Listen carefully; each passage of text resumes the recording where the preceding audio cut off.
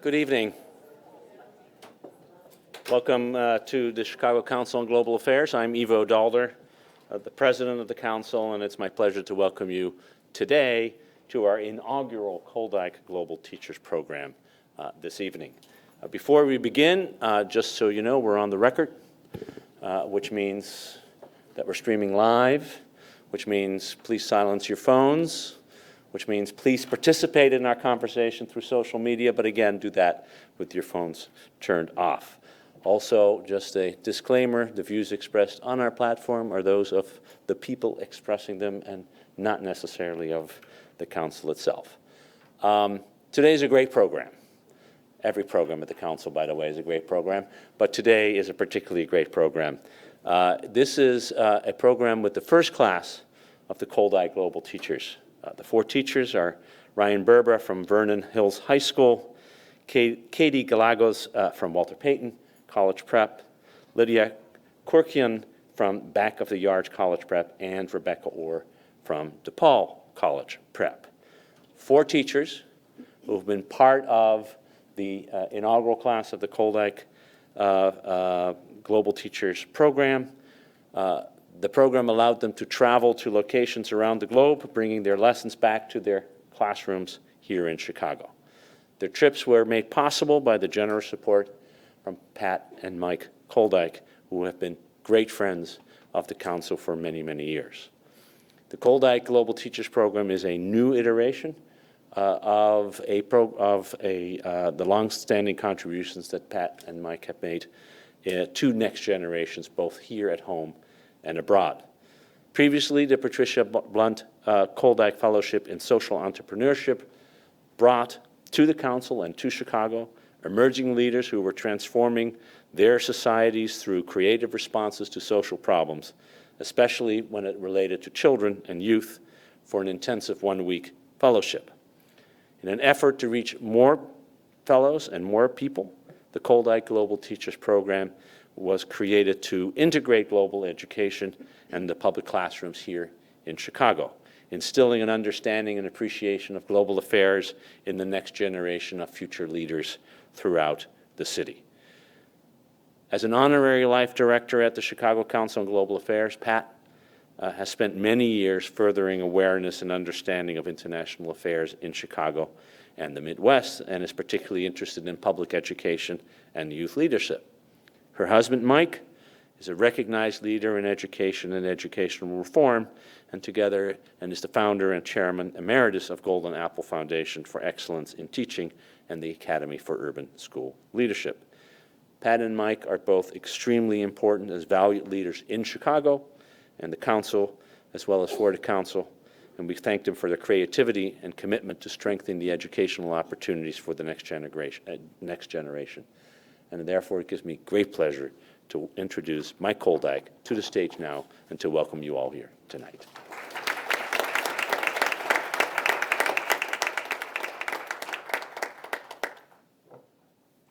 I made the stairs. You would. Yeah, all right. Ooh, what a nice crowd. Good to see you all. Thank you for coming. Thank you, Ivo. And to Neve King, who has spearheaded this program from the beginning. She had to race to Hyde Park, or her son's a senior at the lab school, to make sure he was well fed before he went off to do whatever seniors at the lab school do. And to Alan Mather, distinguished former principal at Lindblom, who has worked on this program and has made possible a selection process that's produced 4 extraordinary teachers and caring people.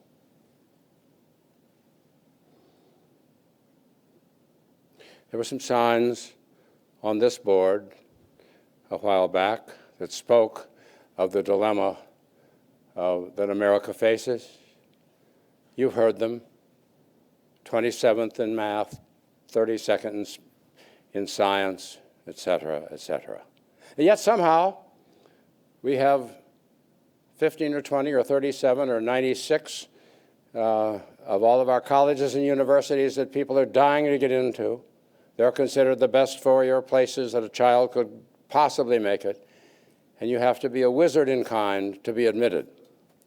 A wizard who can dance or pass the football or whatever, but it's, so it shows, well, what's the worry? Why are we worried? But there are some signs.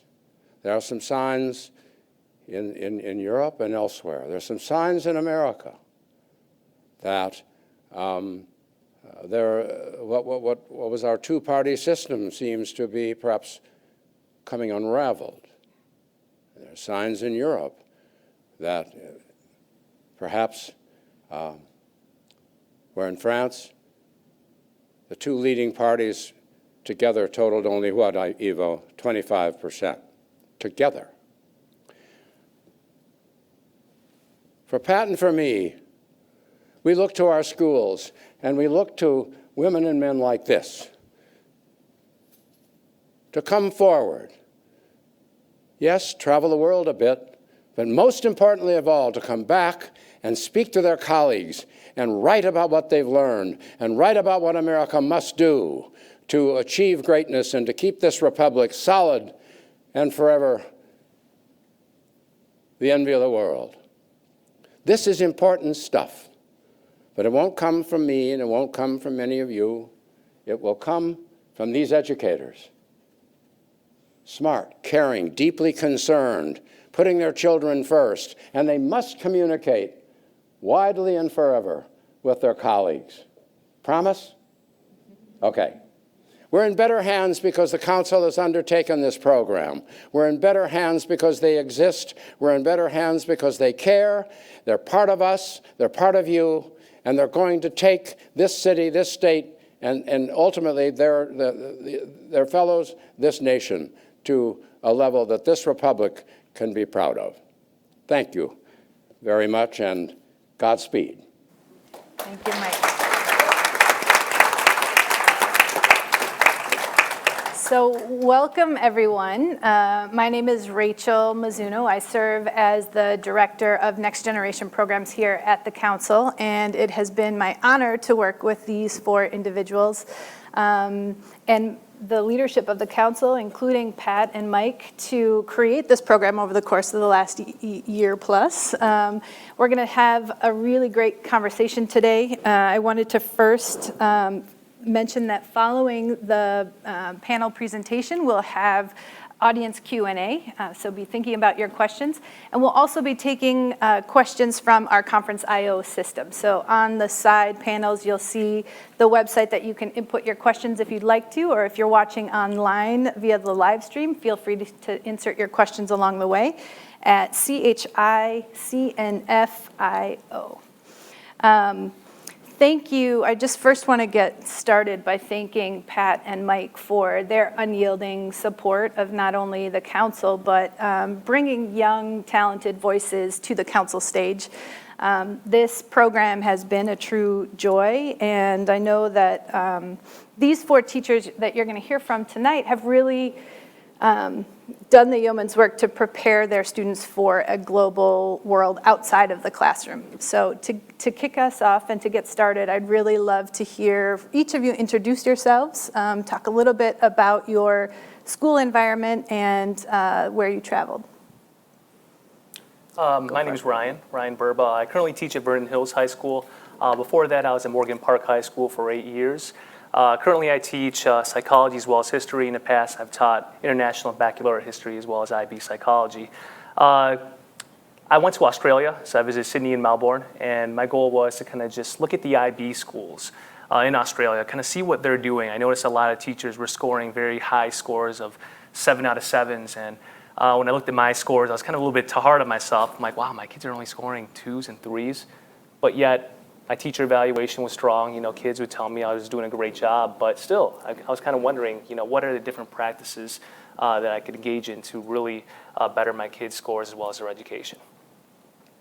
Hi, I'm Katie Gallegos, and this is my 8th year teaching Spanish at Walter Payton College Preparatory High School on the near north side.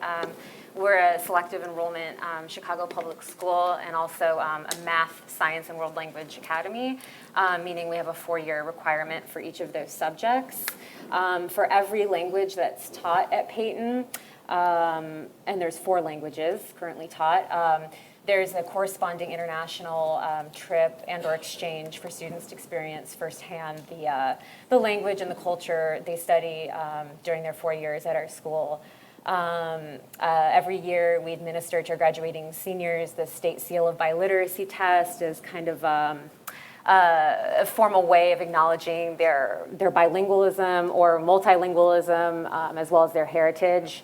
And moving forward, we're hoping to implement the Global Scholar Certificate, which is supposed to be up and running next school year. So in addition to teaching Spanish, I also direct the Global Connections program. So in this role, I help facilitate the coordination of all of our international trips and exchanges, which are becoming increasingly interdisciplinary and cross-curricular. This year, I mentored 20 teachers across the departments to lead 8 international programs to Australia, China, Russia, Czech Republic, Italy, and England, Scotland, and Ireland, romantic landscapes trip, Costa Rica, and then a service learning program with the organization Global Glimpse in Latin America. Accessibility and affordability is a big part of our mission at Peyton. This year alone, we sent 150 students on these programs. So in this fellowship, I connected to my work with Global Connections, not as my role as a Spanish teacher, because I traveled to Australia, so that would be kind of illogical. So I met with different schools and NGOs in the global ed field to learn more about their models and exchange best practices. I started my journey in Melbourne and then headed north along Australia's east coast over the course of 3 weeks and had quite a few meetings. Great, thanks, and we'll hear more about that soon. Lydia? I am Lydia Kirkjian. I am a teacher at Back of the Yards College Prep on the south side at 47th and Hoyne. We are also an international baccalaureate school, an IB school. We're relatively new, so we've been working the past 4 years to build up our curriculum. This year I teach global politics and sociology. I've taught world studies, US history for English language learners. And I spent last summer traveling throughout Europe to learn more about the migration crisis, or the so-called migration crisis. At the time, it was at the height of the media attention on what was happening with Syrian refugees and asylum seekers, and many of my students are either immigrants or the children of immigrants. Some of them are undocumented, and so I traveled throughout Greece, Sweden, and Iceland to learn more about the attitudes and perceptions that Europeans have towards migrants, and to bring that learning back to Chicago, where we see a lot of the similar issues that are happening. Thanks. My name is Rebecca Orr, and I'm a teacher at DePaul College Prep. I teach film production, journalism, English, public speaking, and I also coach our speech and debate team and help a little bit with our student newspaper there. So I went to 2 different places. I first started out in Thailand, and I wanted to know more about how journalism works in other countries, specifically looking at press limitations and how journalists shape their stories in a country where there is a lot of self-censorship in the journalism community. So I did that over the summer, and then in the fall I also traveled to Guatemala to set up a service learning trip for the students at my school. We had never done an international service trip before, and this was just a great opportunity to go down to Guatemala and meet with nonprofits and get the trip set up. Great, thank you so much. So I know we have a number of new faces in the room, which is really exciting. I'm wondering, by a show of hands, how many people is this your first council program? Great, that's great, about half the room. And how many of you are educators in some way, shape, or form? Amazing, great. Well, welcome, including us at the council. So Welcome to all of you, and again, a welcome to the live stream viewers. If you are an educator and watching the live stream, let us know your school and your community name in the comment section so we can be in touch for future programming. So FDR once said, we cannot build the future of our youth, but we can build our youth for the future. Why is this work of creating and bringing the globe and bringing the world to your classroom so important for you individually? I'll say me personally, just teaching social studies, one thing I found just the last few years is no longer what you know, but rather it's just a critical analysis of what you could prove. And I think just looking at global education and just looking at technology today, I think that it's important to be able to look at things from so many different perspectives.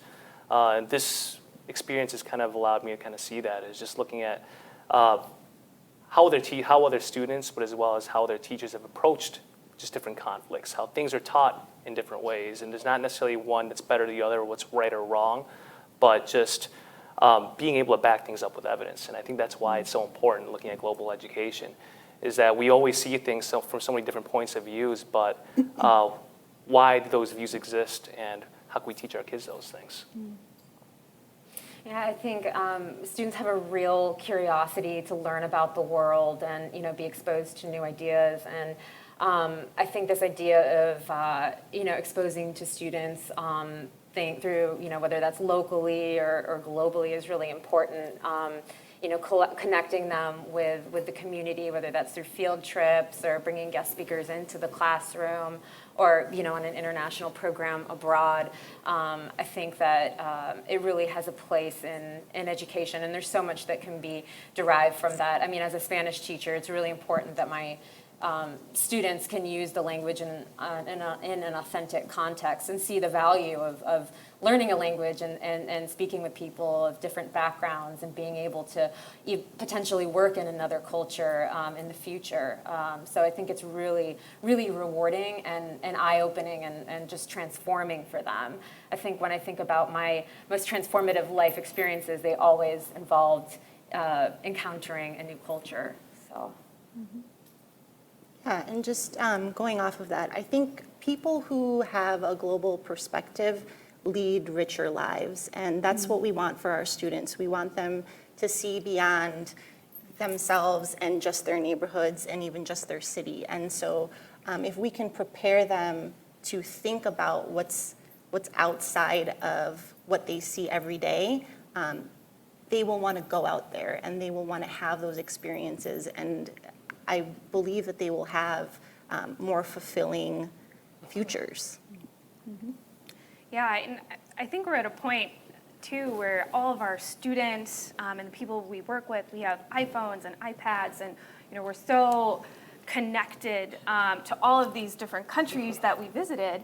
And I think a big part of this has also just been showing students, how do you take that connectedness and learn from it and learn more about these global issues and using these resources that we have available to us to learn about other cultures and other communities and to promote social justice around the world.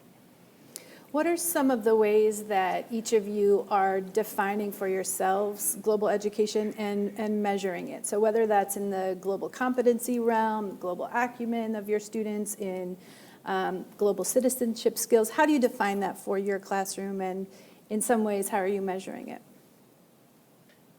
I think that global education really has multiple dimensions. In this fellowship, I ended up researching a lot of global education frameworks across the globe, and each of them had something valuable and unique to offer, but there's definitely recurrent themes among them all. Right. And one of the main ones just being this idea that global perspectives are embedded across the curriculum, right? Global education, it's not a subject or a class. It's really a mentality. It's a dimension that runs through the subjects, across the departments. So I guess, whether that's students studying immigration in a French class or ecosystems in a biology class, the subjects are being viewed through a global lens. And, I think students are really motivated by tackling global issues and social justice issues. They talk about it on social media. They talk about it amongst themselves.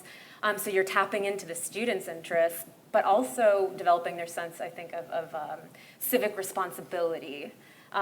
We're creating, as educators, no matter our subjects, we're trying to create more well-informed citizens that understand some of the complex challenges our world is facing. Any other thoughts on that? Yeah, I mean, I found something interesting. It's something that was brought up earlier, is just the importance of it. I mean, at Morgan Park, we're 99% African American, and one of the questions that I asked before the end of the school year was, I mean, going to your universities, do you guys feel comfortable kind of having discussion, engaging in debate with people of other races and culture? And the scary part is almost every kid in the room said, no, I don't feel ready and comfortable yet. And I think that's why global education is so important. Simply just because not only do you have to be able to deal with that discomfort, but as well as just being able to accept things from different points of views. Absolutely. And having opportunities for this intercultural dialogue and understanding how the work that you're doing in your classroom really has this interdependence on policies and practices that are happening outside of this country. Are there examples that you have found in your travels over the course of the summer, or ways in which you've done some of that dialogue in your classroom, had some of those pieces of sort of highlighting that interdependency? Well, in my journalism class, for example, we do a whole unit on free press and what does the freedom of press look like in the United States. And until this fellowship, I never really brought in anything for what journalism looks like in other countries. And I think being able to show my students, this is what journalism looks like in Thailand. It is illegal for you to say anything bad or critical about the monarchy. And while that's going on, you flip on the TV and there's tons of critical information out there about our government and our world leaders. And to be able to show them that contrast, I think really illustrated for them, what are some of the good things about journalism in America, and what are some of the things that they can work on as journalists as well. Mm-hmm. Great. I'm wondering, one of our large stream of emphasis here at the Council is the Global Cities work, and one of the pillars of that Global Cities work is education, and sort of creating this, understanding that a city has to have a global mindset in order to be successful on the global stage.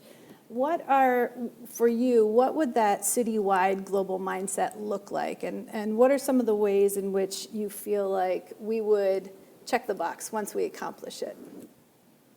What does that look like for you?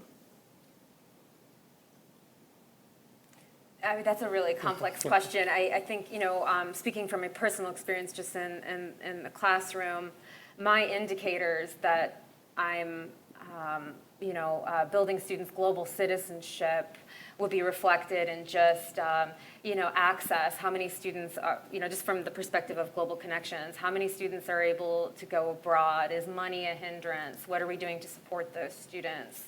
How many of our students graduate from Peyton bilingual, multilingual? What level of proficiency do they gain? Those are just some immediate things that come to mind. Mm-hmm. I think also before I can even start thinking about making sure that my students have a global education, I think about what education are they getting in the city of Chicago about their own city, because we have a global city here, and a lot of times we don't have to take our students out of this amazing city for them to have really rich experiences. Right. And yet we have students who have never left their neighborhoods. We have kids who have never seen the lake. So, thinking about before we get to that point where it would be great if every student can go on an international, travel experience. But before we even get there, what are we doing for students where they're accessing resources that we know are global resources that are here in Chicago. And what are some of those tangible strategies that you use to open the perception of the students that might not have access to a lot of resources? Well, one of the things that has been a really great byproduct of receiving this grant is connecting with the Global Council with students. So I know a lot of us have brought students to events here. I recently brought a group of students to the health symposium, and my students were just so amazed that they could take part in this event, which was, there were hundreds of people in the room speaking about global health and speaking about International Women's Day, and they saw that they belonged in the room, that they were there with adults and, scholars and people who they could look up to. And so, one of the things, like I said, is just connecting kids with the things that are happening, even here at the council, has been a really great experience. Yeah, I agree with that. I think relationship building is a big part of creating resources for students, whether that's connecting with an organization like the Chicago Council or World Chicago is, some feedback, is really key. I've brought handfuls of students as well to these events, and they just light up. They're thrilled to be here. A couple of them have this habit of getting a photo with the presenter after the session, and they email me about the events that they want to attend. A student completed a Google form and took a survey and sent it to me about which events they wanted to attend for the coming month. So they're really motivated, and I think it's great for them to see these ideas being discussed and the applicability of what they're studying. They're able to make connections across the subjects. Often these sessions relate to what they're studying in a class at school. So I attended a session with the National Spanish Honor Society and Global Action Club here at the council with Carolina Trivelli, a Peruvian economist, and that was so eye-opening for them. They get to learn more about the Spanish-speaking world and what social issues are happening and how those are being addressed. So they really are appreciative of this relationship, and as we are as well. Yeah, and in addition to the council too, I think, and I keep going back to this, but just the technology available to us in the classroom. I've Skyped a journalist in from Lebanon to talk to my class, which was amazing. Facebook Live is a really great resource too. I know in a journalism classroom to, watch live news and events as they're happening. And there's a lot of ways too with the internet and our computers and our iPads that I think you can really sort of open the doors to what's going on across the globe as well. Yeah, and I think the one great thing that's happening too is just the spread of the International Baccalaureate program has really opened up so many opportunities for our kids. I remember 2 years ago during the Chicago Marathon, my cross-country kids were actually given the opportunity to have dinner with a lot of the Kenyans that came over to compete.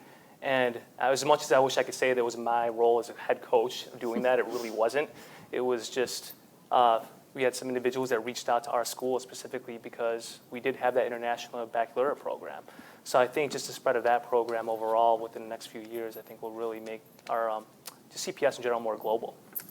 Yeah, we have some statistics about the rise of the IB program, and it's certainly one of the ways in which global education is really on the rise. What are some of the reasons for that, do you think? And what are some of the unique challenges that IB schools have, as well as some of the really positive things? Most of you, not all, come from IB schools or have IB school experience, so I'd be curious. Where I teach at Back of the Yards, all of the incoming students are part of the IB program, the middle years program. So we're wall-to-wall when students enter.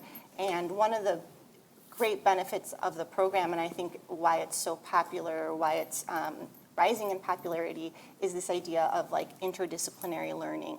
So we do projects that take the physics class and put it with the world studies class, and now we're learning about sustainability and renewable energy, and then we're also debating it in a mock UN. So the IB program allows for and encourages that sort of thinking, and I think that schools and teachers are really attracted to this idea that we don't learn in silos, and in the real world all of these things are connected, and the IB program connects those things for us. Yeah. No, go No, ahead. I think another great thing about the program too is just the relationships that you develop with the kids.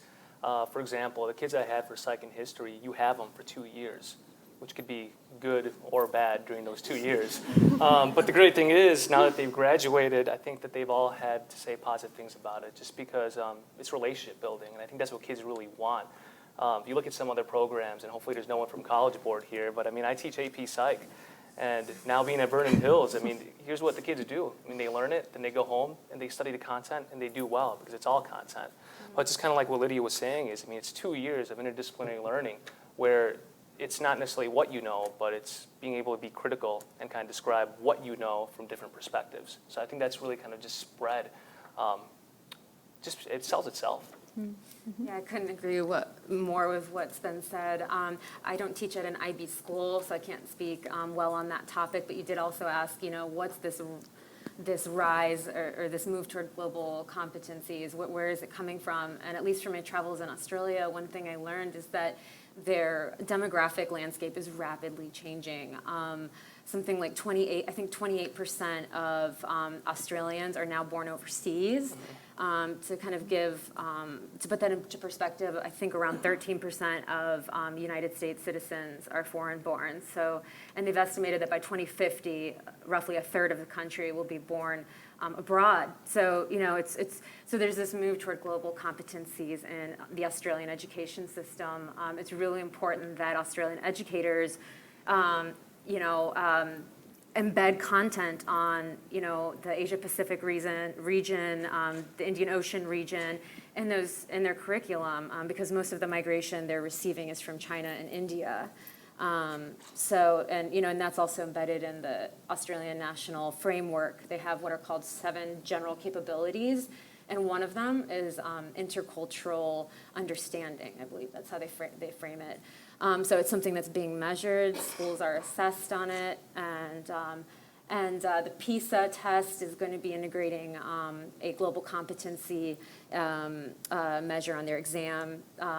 Traditionally, they've only assessed, I believe, literacy, math, and science. So I think really throughout the world, we are seeing a move toward global competencies in education, and especially at the university level. That's really big in higher ed as well. Yeah. One of the, I won't say criticisms, one of the drawbacks to the IB system is that it can be expensive for schools to buy in and to keep up that accreditation. What are some of the other ways in which your schools are implementing some of the theory and content behind the IB system, but maybe not fully on board with the process and the accreditation? Well, so we're not an IB school. We're all advanced placement and honors level courses, which presents its own battles with the AP curriculum. But this year we've made a huge shift toward project-based learning, and my sense is that within the next year or two we will be full PBL. So third quarter this year, we all implemented a project-based learning unit in our classes. I collaborated with the French and Latin teacher to create a unit on global challenges, which is the AP theme. And so I think we're going to be seeing more of that in schools, and you don't need to buy into curriculum to do that, but you do need strong leadership, resources, and tools to implement that. It can't be done without forethought and planning, and teachers really need to have the time in their schedules to create these units, revamp existing ones, receive professional development on project-based learning. It just can't be, an unfunded mandate, so to speak. Yeah, we're hearing some positive feedback from the audience. I agree. So let's shift gears a little bit and talk about your projects and your in-country visits. you each had particular outcomes that were self-directed. We didn't mandate you had to go to this place or to study this topic. What were some of the motivational factors for the projects that you chose, and what were some of the key outcomes that you learned from your visits? You want to kick it off, Lydia? Sure. So as I mentioned, I traveled to Greece, Sweden, and Iceland at sort of the height of the media attention around the migration crisis. And I was moved to do that. Again, like I said, many of my students are either immigrants or first-generation Americans. Some of them are undocumented, and they really had been feeling this sort of sense of unease.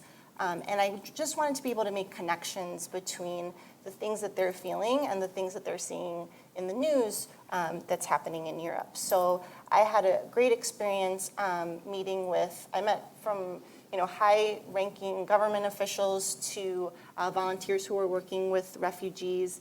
I met demonstrators.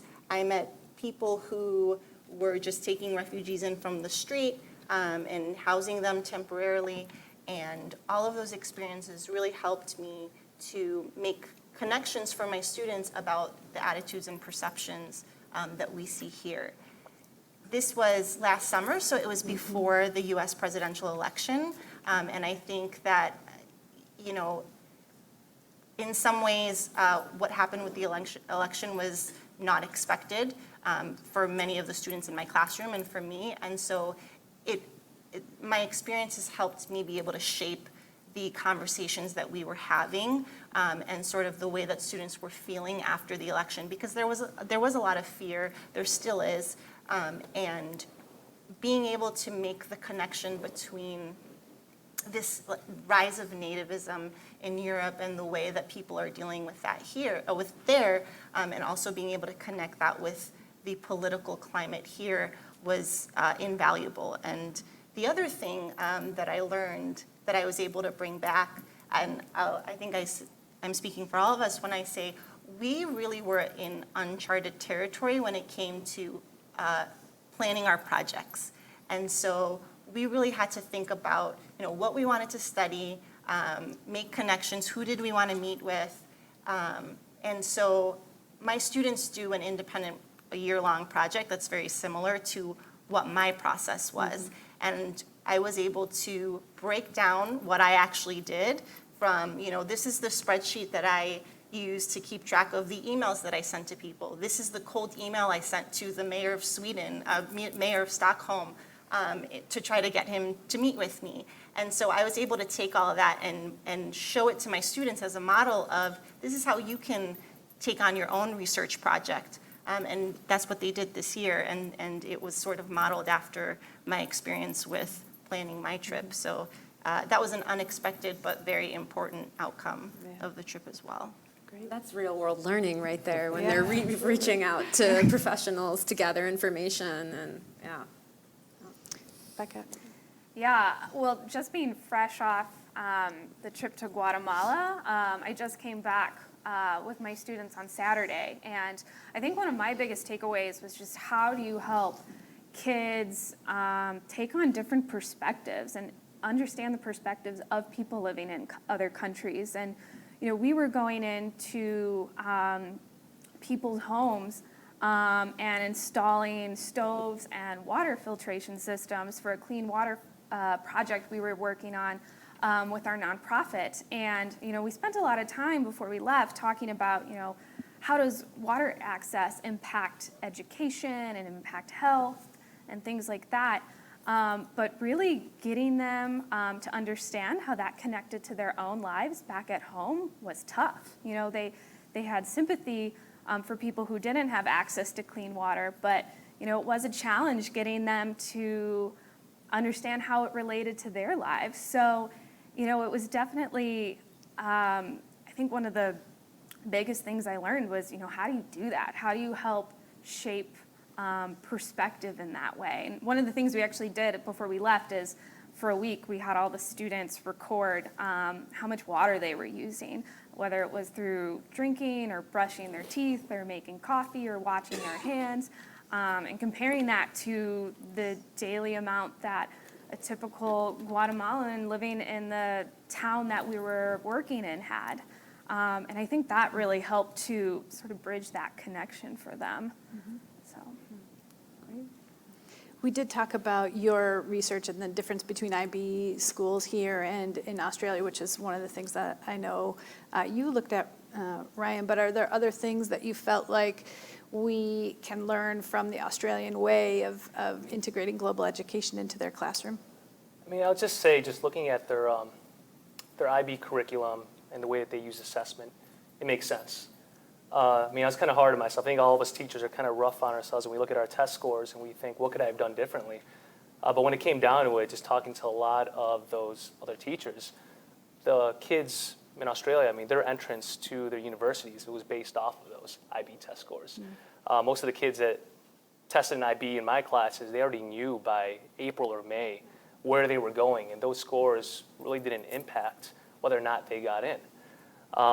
And at the same time, just looking at the practices that they use, I think one of the things that I was able to get from it is that just Chicago Public School teachers, I mean, we were doing a good job with the IB curriculum that we did. The moment when I first walked into the first Australian school was they were turning in their extended essays, which were 5,000-word essays that were due at the end of the term, and just the level of anxiety that those kids had, as well as the teachers, as well as the IB coordinators. I mean, it mirrored the exact same anxiety that we had in our schools, and I think it kind of just gave me a good feeling. And I let my colleagues know, I'm like, as hard as we are on ourselves, I mean, we're doing some pretty good things, and it's important to be proud of that. Absolutely. Katie, key outcomes from your experience? Think about kind of, so each organization and school I met with in Australia was so unique in terms of their mission, so it's hard to speak broadly about them. I met with an organization called Global School Partners, and they connect schools in Australia with schools in Kenya to fund school-based projects for Kenyan schools. And so I learned a lot about their work. I met with the Asia Education Foundation at the University of Melbourne, a handful of schools. One kind of common thread among quite a few of these meetings, at least with the NGOs, was that there's this trend toward cutting funding for global education initiatives under subsequent conservative administrations. So like the Asia Education Foundation at the University of Melbourne for 20 years was funded by the federal government, and I believe a year ago moved to a nonprofit model because they lost funding. The global, what's it called? The Global Education Project, which is basically the national global ed framework for Australia, was funded by a government wing. That wing has since dissolved under a conservative administration, which just kind of, does make me at least reflect upon, what will happen with our with global education in the United States and global education initiatives at the U.S. Department of State level or within the Department of Education. There's a great framework that I think aligns really superbly with the work that we do at our school. How will that framework be implemented? What will become of it? I guess time will tell. Yeah. So. It's uncharted territory, Yeah. but certainly there's a great need. Yeah. So I know that we have a number of educators in the room. I'm really anxious to hear your questions, as I know these folks are as well. So please do a reminder, just if you'd like to input your questions online, you feel free to do that. I'll take a few of the questions now, if there's anyone that has a question in the audience. Then we'll have... One could learn from this seminar that the best teachers gravitate or migrate to the best schools where they're the smartest students. Is it possible, and can it be done, that the best teachers migrate back to the terrible schools that have the worst students and that need your help the most? Anybody want to take that? I would push back on what it means to be a great student and a terrible student. I think that where I teach, for example, we are half selective, half neighborhood, which basically means that students in the neighborhood, just because they live there, attend the school. And I think that, especially in the city of Chicago, some of the best teachers that I've seen teach are teaching in those places where you might categorize as not good places to teach. And so I really think that every school has great students, and every school has good teachers. And I think when there is a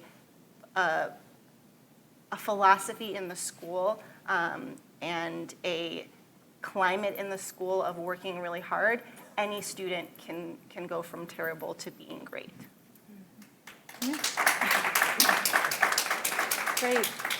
We have a question online. How do you create environments or opportunities for students to discuss global events that happen outside of your planned curriculum? How does that work for each of you? Well, I'll give an example with the recent election, Sure. with the elections. That was unexpected. You know, I came to school and the kids were visibly disturbed. I teach first period AP Spanish language. All of my classes are taught exclusively in the target language. We switched to English. I literally couldn't move forward with the lesson. The administration and the counseling team had a peace circle going on in the gym, and students were free to join that all day, and so they were kind of hopping in and out of class if they felt the need, you know, to share their thoughts or give support to classmates. I personally, in the classroom, you know, just explained that it would be really remiss of me to not acknowledge the fact that something historic took place yesterday, and that, you know, let's take 10 minutes to do a free write. If you want to write, you can. If you don't want to, you don't have to. It's completely optional. And then some students shared their fears with the class, and we acknowledged, kind of went back and forth for about a half hour, and then we just kind of eased into the lesson. But it was very difficult, and fortunately, you know, we had the support of the counseling team and administration to handle all of the difficult emotions. That's just one example that comes to mind. I think too, having like a level of flexibility in terms of knowing, you know, you can incorporate new content while still hitting your objectives. So, you know, when we were doing our unit on the First Amendment in my class and the freedom of press in America, that was like the same week when the King of Thailand passed away. And we kind of took that moment and like immediately transitioned into our discussions on global press and censorship and what that looks like abroad. And I think just being flexible and, you know, knowing you're going to get to your end goal no matter how you shape your direction can really help with that.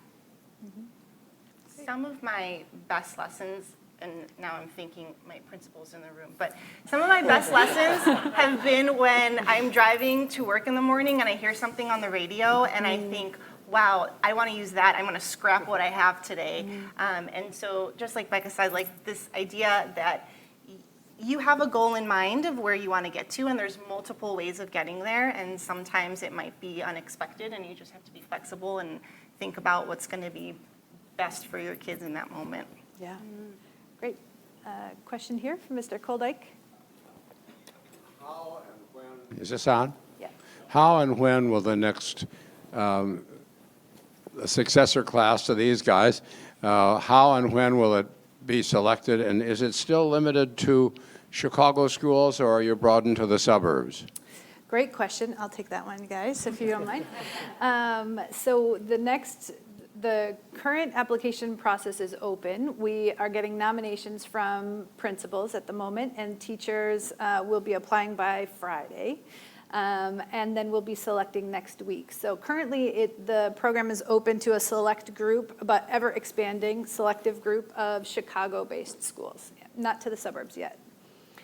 We're really limited by the number of stipends that we can provide. And we're excited about expanding the program to 5 teachers instead of 4 teachers next year, but we're growing incrementally.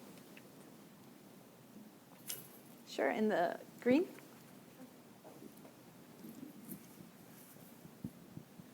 Thank you. I'm just wondering, in your travels, you're teaching high school, but I wonder in your travels, the students who come to you have 8 years of education before they get to you. So what does elementary have to do in order to provide a good base for you to continue and build on?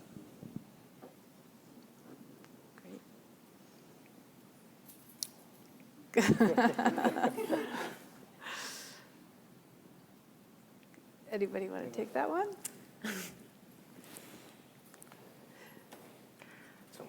I think, Thanks. sure. I think that the skills that students need to be able to really access the type of content that we want them to at the high school level, I mean, it sounds basic, but like really like deep literacy skills. You know, Ryan was talking at the beginning about providing evidence, understanding you know, nuance in text. You know, all of those skills can and are being taught and can be taught way before the 9th grade.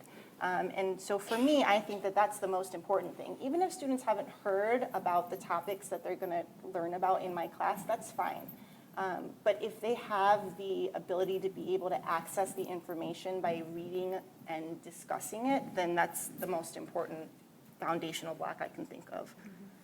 And I also think it's important for us as educators, as high school teachers, to really open up our discussion with some of the elementary school teachers. I mean, one of the things that just happened recently, the new district I'm in with the 7th, 8th grade teachers, we had those discussions. I mean, we let them know what a document-based essay is. We look at how we approach those things. And I think that, if you kind of vertically align things, it makes things a lot better, but it's also a lot easier said than done when things are very complex. So. Great. Another question here. Front. Students are anxious, or in any way, are they very interested or not at all in our current political situation in this country? Do they speak to you about it? Are they aware of the differences we find in Washington today? Very much so, I would say, yes. As a Spanish teacher, it's a little challenging because, I teach my classes all in Spanish. Students are expected to use Spanish during the entire class period. So we don't necessarily get into conversations in depth, but through the Global Action Club, which I sponsor, that club is entirely student-led, and they lead presentations on current events in our country, especially really a lot of it's tied to the current administration, most of what they're teaching. And certainly in their world studies classes, social studies, it's widely talked about right now in school, and we're seeing a lot more flyering in the school about different social causes and protesting. Black Lives Matter is very visible in the school. The anti-Trump ban. We're seeing, lots of pretty kind of like radical posters around the school that are student-made. So yeah, I think it's a lot more visible than it ever has been. Yeah. And I think within education and schools as well, media literacy is becoming a huge topic of conversation. And we have all these students who are anxious to learn about these topics, but it's also important that we're teaching them, how to interpret news and how to interpret what they're reading online and on social media so that they can successfully and, accurately form their own opinions.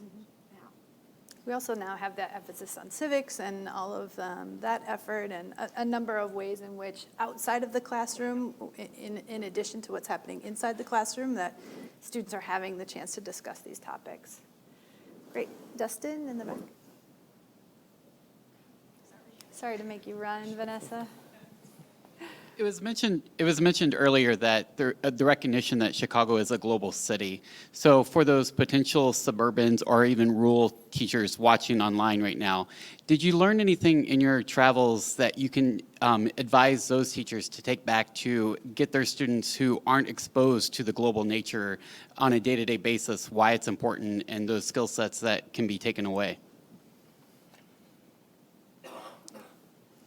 What are some of the resources that you've used or you've seen used in your school? So Rebecca, you're doing a lot of work with your debate students, and there's a lot of ways in which I'm sure you're exposing them to the world of Chicago and the world outside of Chicago through the eyes of debaters.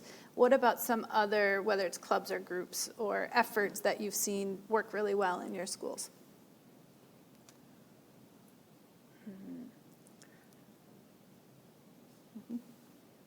I mean, well, this is pretty school specific, but kind of going back to our Global Connections program and these international trips that we have, they aren't just trips. The students are committed to a year-long seminar, which meets for 90 minutes every other Wednesday. So students are learning about the language, the culture, history, social issues, in those destinations. So they're really invested in extending their learning abroad. It's a very specific example, but I think, integrating it, whether it's through a club or even in your classroom, as a language teacher, we're always making cultural comparisons. When we study something in the target culture, well, how does that compare to what we see in the United States? What are the causes and effects of immigration in Argentina, and how does that compare to what's going on in the United States? I think, you can do it in your day-to-day lessons effectively. I also think, too, the MIGMA challenge I know we talked about is great, Model UN. More importantly, I think just looking at Chicago public schools, there's so much diversity that we have that I think that we could all do a better job of communicating with each other. One of the things that when I made the move out to Vernon Hills, I took some of my old Morgan Park students to come in and talk in the north suburbs, and it was a culture shock for both schools, for both students. And I think, me as a teacher, there was some level of anxiety because you don't know what to expect. But I would say the lessons learned, just in general, from both groups of students was excellent. Yeah. Another question online, and then I'll get to your question. How do you engage students who don't see the benefits of learning outside their neighborhood? And I guess maybe I would ask that also in the way of how do you teach kids that where they're from and where they're living is of value, as much of a value as seeing the world outside of of their frame? So how do you do that at the same time as really, understanding how, and motivating them to be thinking about this global perspective? Well, I think, going back to teaching journalism and teaching about, the freedom of press and the limits that exist in our press, I think, showing students what press looks like and journalism looks like in other parts of the world, it does sort of foster this appreciation for their ability to, write and speak in the way that they want to, with, some minor limitations, obviously, but not like what they would see in a country like Thailand. And I think exposing them to those different limits does make them sort of appreciate the ability that they have a little bit more. Great. In the purple, I think you had a question. Hi, I was curious, how does teaching in the global education framework help you tap into your students' own diversity? And if you could tell me a story, perhaps, about a time when you were able to invite your students' own maybe border crossing experiences or other kinds of cultural experiences into the conversation. I actually brought a student to Guatemala who was adopted from Guatemala when she was 7 months old. And it was great talking to her. She doesn't know exactly what city she was born in, but just hearing her talk about, my life could have been so much different. I could have been living in one of the houses where we were going in and installing a water filter, but instead I'm in Chicago and I'm going to this, great school. And having her share that with our group, I think, was really powerful and really put it into perspective for our group of students, how lucky we all were to have the education that we have and the water that we have. So that was a really, really powerful experience for both her and I. I think even just having a general awareness of all the students' backgrounds is really important. At the beginning of the year, I administer a student and a family partner survey to learn more about their backgrounds. And then I try to plan moments where I can integrate, their identity, their contributions into the unit. And there have been many examples over the years. One comes to mind right now. I had a student from Uruguay whose parents lived under the dictatorship, and she ended up doing a report on that. And it was pretty emotional, and she shared her family's experiences with the entire class. So it was quite gripping. I think just having an awareness of that and a sensitivity to it is important. This year we talked about we read a mini novel that takes place in Pilsen, and so we talked about gentrification and Pilsen and Humboldt Park, and all of my students can recognize that phenomenon taking place and then speak to it and how it's impacted maybe them personally. So, and it definitely can, tying it back to Chicago, because we have, so many diverse, communities, and just bringing that in wherever you can, I think is key. Yeah, I think we forget how much our diverse students bring to the table and how much they know. I know when I was planning for this trip, this girl who was from Guatemala, she had been there multiple times, and I thought I had planned everything to a T and knew everything. And we were doing one of our stove projects, and she turned to me at one point. She was like, Ms. Orr, sometimes when we go into these houses, the women, they won't know how to react, and they'll just cry. And they might be maybe too intimidated to say thank you or too nervous to say thank you. Sometimes that's just what they'll do. And sure enough, the next house that we went to, I noticed the grandmother of the house had tears in her eyes, and she didn't say much, but and this girl, Elena, she told me that's just how she's saying thank you. And I'm like, oh my gosh, this kid, she knows so much more than I do. What a great asset to have on our trip and on our school, and look how much she's taught us. Great. Any other questions from the audience? In the back, purple? It sounds like the institutions at which you teach are very much supportive of this global perspective. Do you have any advice for educators in institutions that maybe don't have that perspective or don't have as much support for that? That's a great question.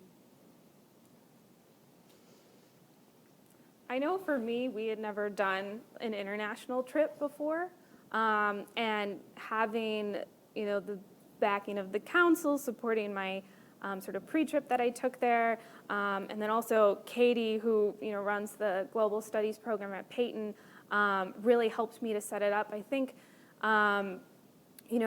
showing your administration and showing your school that you've done your research and that you have networks that are helping you with this, and whatever sort of global education project that you're interested in doing can be really helpful. I know that was a big selling point for me. Finding allies. Yeah. And I feel like that this fellowship on some level kind of it made me ask myself, how can I be a resource to my colleagues across CPS, because we've built such a robust global ed program, and it's I'm happy to share these resources with teachers and get the word out. So please feel free to contact me if you have any questions. But what tools and resources can I provide to help, globalize other CPS schools? Because, there are districts throughout the country that have a global education department at the district level that help implement these initiatives. I don't believe we have something like that at CPS currently, but, it's nice to know as a teacher that you can rely on someone to walk you through the process, because it's very daunting, just the idea of bringing kids abroad, right? lots of, paperwork administration and protocol that you have to follow. So it's nice to have someone support you, so. I know, one more. Two-part question. To the five of you, actually, what will be your role in terms of mentoring and with the next class of Global Fellows? Mm-hmm. And the second part is, all four of you spoke highly as fellows of bringing your students to the council. And my question is, I'm not sure how to, is how, is for the educators in this room, is the council, is the word getting out, Ivo, so that everybody knows when they can bring their kids, et cetera, et cetera, et cetera? I mean, did you all, before you were anointed, did you have a sense of, the council, and did you bring your kids here before? I knew of the council. I was aware of the council's work. I was not aware that we could bring students, however. Yeah.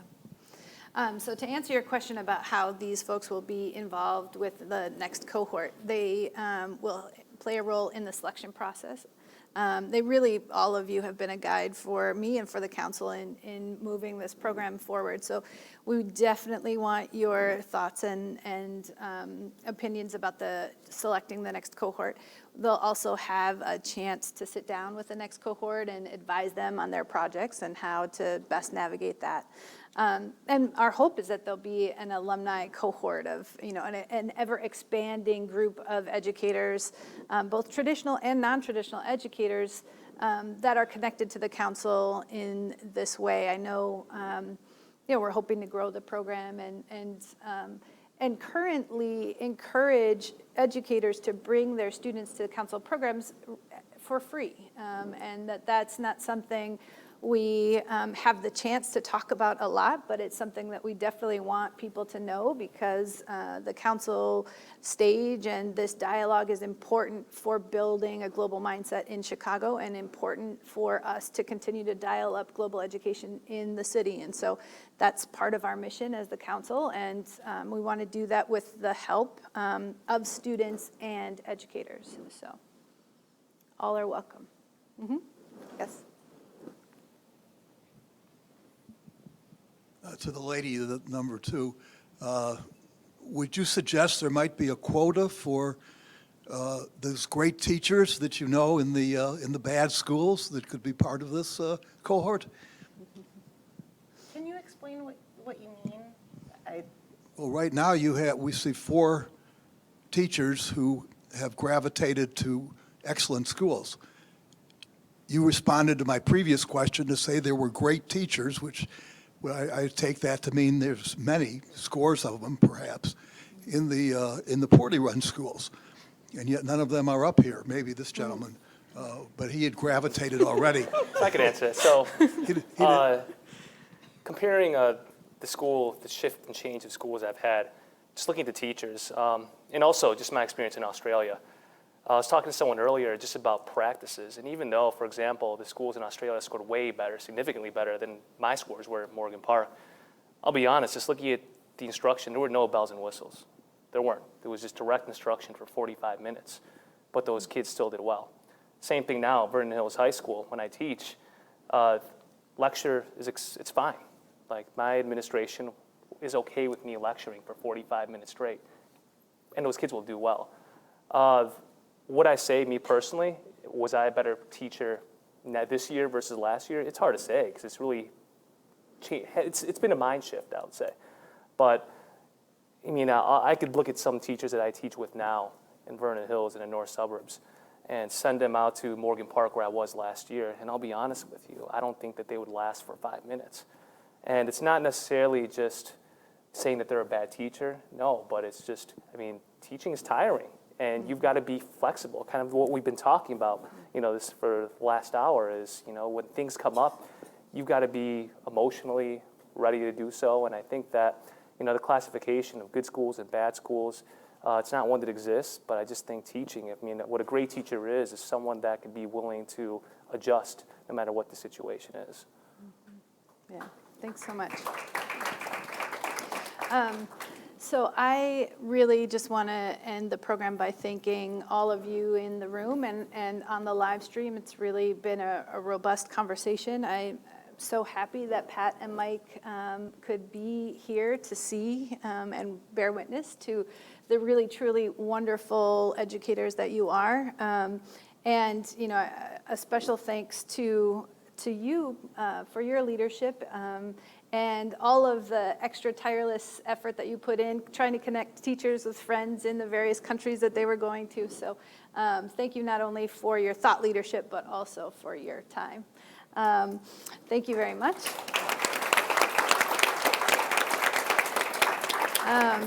To the panelists, my father was an educator his entire career, and I know how stressful it can be. I know the demands on your time, and I know the grace and vigor with which you have entered into this endeavor with us, and it's really been a journey. So thank you all very much for participating and really co-creating this experience of the fellowship with us this year. So thank you very much.